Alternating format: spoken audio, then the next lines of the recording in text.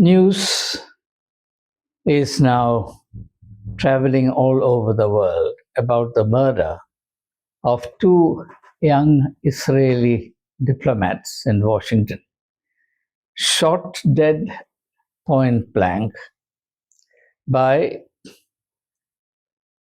as far as the information available as yet is concerned, a sympathizer of the Palestinian cause. His name is revealed as Elias Rodriguez. He apparently shouted, Free Palestine, twice before he pulled the trigger. Now, the fact that these are two diplomats, the fact that they're young people, the fact that they're about to get married, all these might add to the poignancy of the event. But I wish to submit that as far as I'm concerned, I refuse to put a label on death. Death is death. No matter who dies, death has the same value. If you really look at it from the perspective of truth, if you look at it from the higher perspective, shall we say the perspective of God, the death of a king and the death of a pauper, both are deaths. And therefore they are of equal value. But unfortunately, because we are all used to a hierarchical mindset, different values are ascribed to the death of different people. Therefore, if poor people die or the common man dies in an accident, an avoidable accident, shall we say a train accident, then the matter is treated as compensated with an award of 2 lakh rupees or in some cases 5 lakh rupees. Whereas the compensation given to somebody who dies in an aircraft accident would be 50 times higher. This is how the worldly outlook functions. Unfortunately, humankind revels in ascribing different values and different significances to the deaths of different people.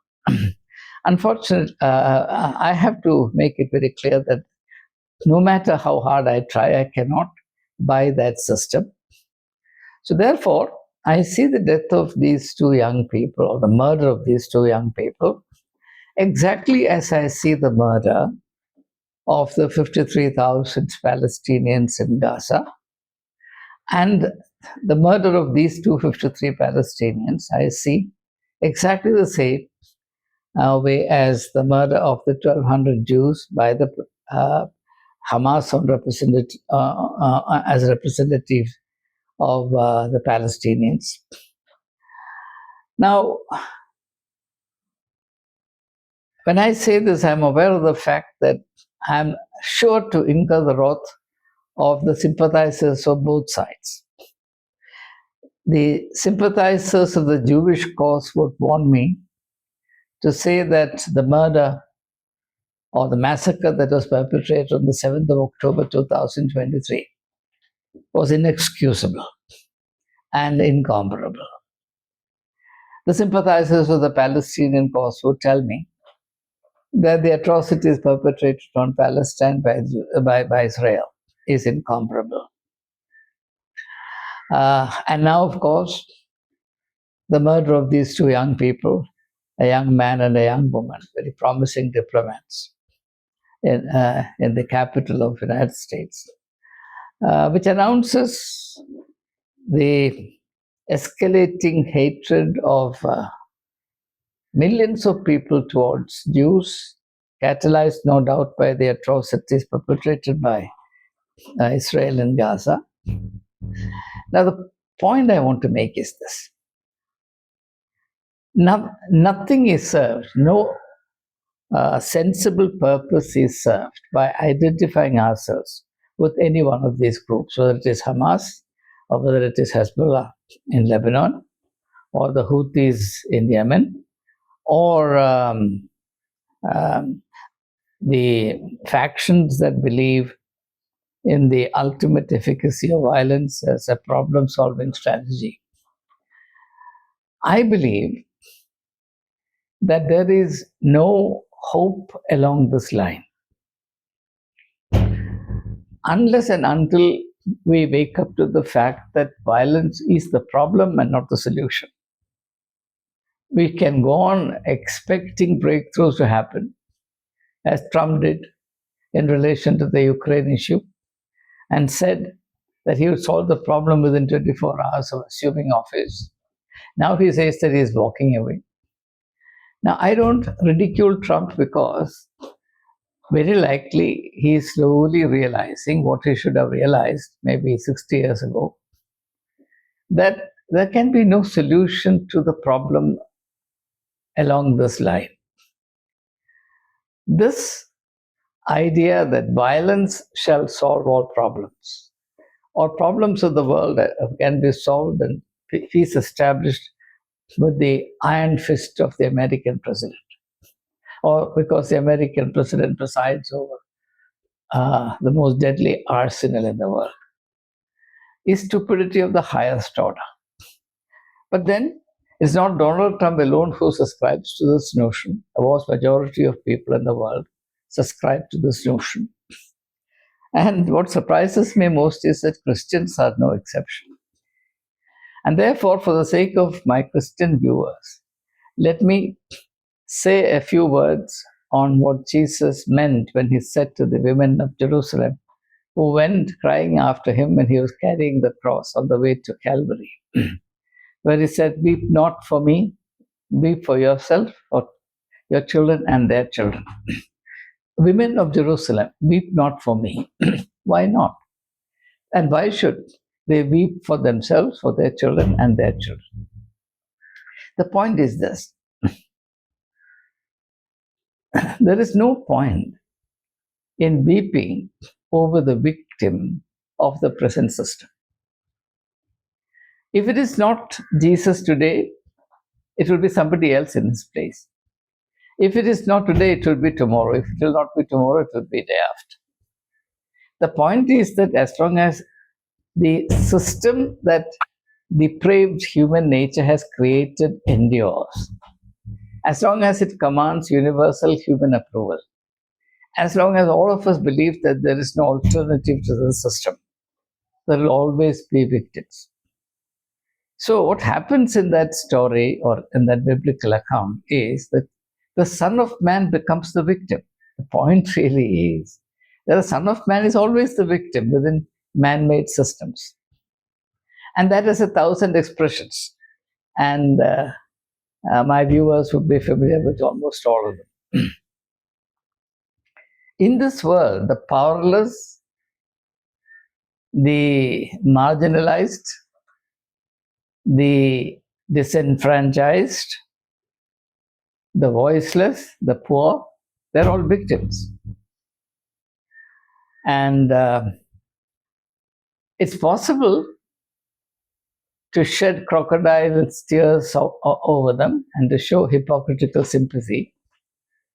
But if we mean anything at all by the sorrow or sadness or sympathy that we experience in regard to the tragedies that happen to these people routinely, the only thing that would make any sense is the willingness to take a critical look at the system that we have created, a system that will necessarily generate violence, a system that will therefore necessarily generate victims, and a system that will also ensure that the poor and the powerless will always be the victims. So when Jesus said to the women of Jerusalem who attempted a public display of sympathy or sorrow for Jesus, who was being made a victim of the system, he was saying, look, the important thing to do is to realize that you, your children, and their children are all victims of this system.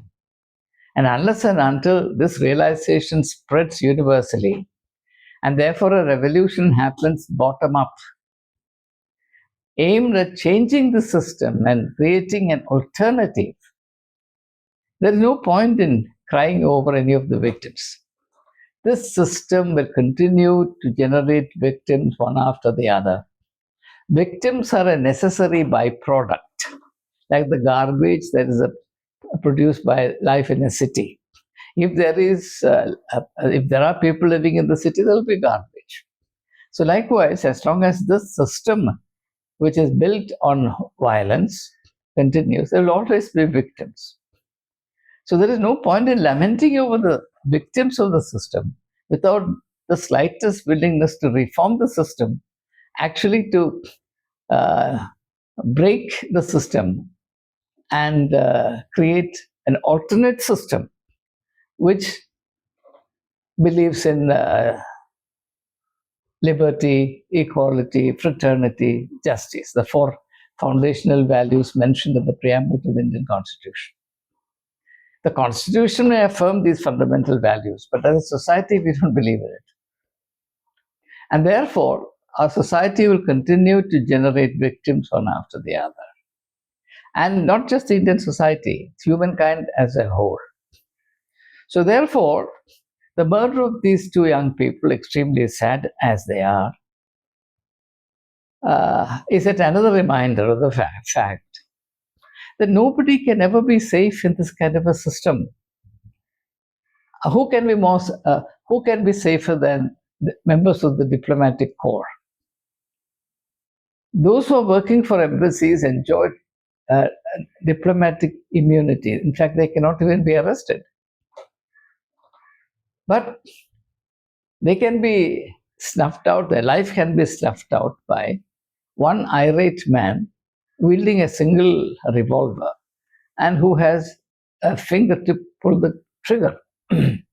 So there is no immunity to this possibility, which is continually affirmed by the system.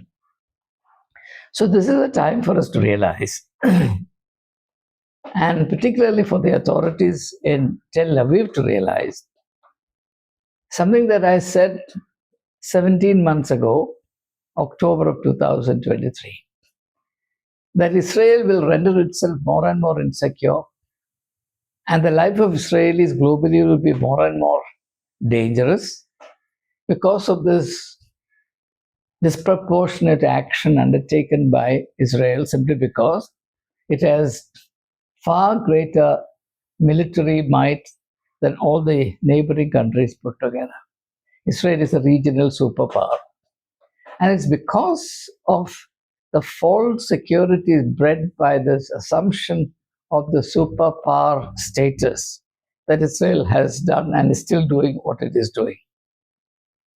But the consequences of this will not be evident immediately in the context of Gaza. It will continue to unfold itself all over the world. I see this event only as an early shot, a warning shot.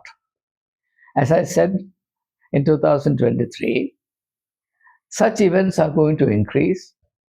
And no matter which government tries to protect you, the Jews are going to be targeted. And there can be no absolute foolproof protection for anyone against the sense of vengeance that people harbor. A vengeance which is certainly understandable, if not justifiable, in the context of the atrocities that's been enacted in Gaza for how many months now? No end is in sight even today. So I appeal to my Jewish brothers and sisters to realize that this is the broad way that leads to everlasting damnation. There's no safety, there is no gain along this path. You cannot be saved by eliminating all your adversaries. Such a thing has never been achieved in history. You're not going to achieve it either. Therefore, the only hope lies in somehow cultivating friendship, at least good neighborly relationship with the Palestinians. For that, you have to renounce this idea that the Jews and the Palestinians are divinely mandated to be mutually exclusive enemies. God has not created enemies. Enmity is a human invention, and it is invention of the political, economic, social elite. And they will never suffer the consequences of it. The consequences are usually suffered by the poor people who have nothing to do with it. And therefore, the entire system is punctuated by multiple injustices, and no one is the better and the wiser for it. There is sense only in abandoning the system and accepting a counter system, and that's a system that Jesus Christ advocated, a system that renounces violence altogether, and a system that believes that it is possible for human beings to love one another and therefore coexist as good neighbors, which is the only guarantee of human security and welfare. So, at least at this 11th hour, let's realize that the path of violence, the path of bloodshed is a bus ride to nowhere. And hope lies only in abjuring this madness and taking to the path of love and mutual respect, developing a caring culture in a state of accountability to God, respecting God as the sole authority on human life. And therefore, no man has any right whatsoever to take another human being's life. Violence has to be renounced completely. When I say this, I know that many people will laugh at me. I'm willing to be ridiculed. It is my absolute conviction that violence will breed violence. As Gandhi said, if you really believe in the Mosaic law of an eye for an eye and a tooth for a tooth, the nation will be full of blind people, blind and toothless people. That's all that we'll achieve. And it's far better, it makes much better sense to renounce this idea of a tooth for a tooth, even if it seems less heroic, less psychologically satisfying, less politically rewarding. Let's have the courage to say that hope lies not in this path of violence and vendetta, but in the path of love, forbearance, forgiveness, mutual acceptance.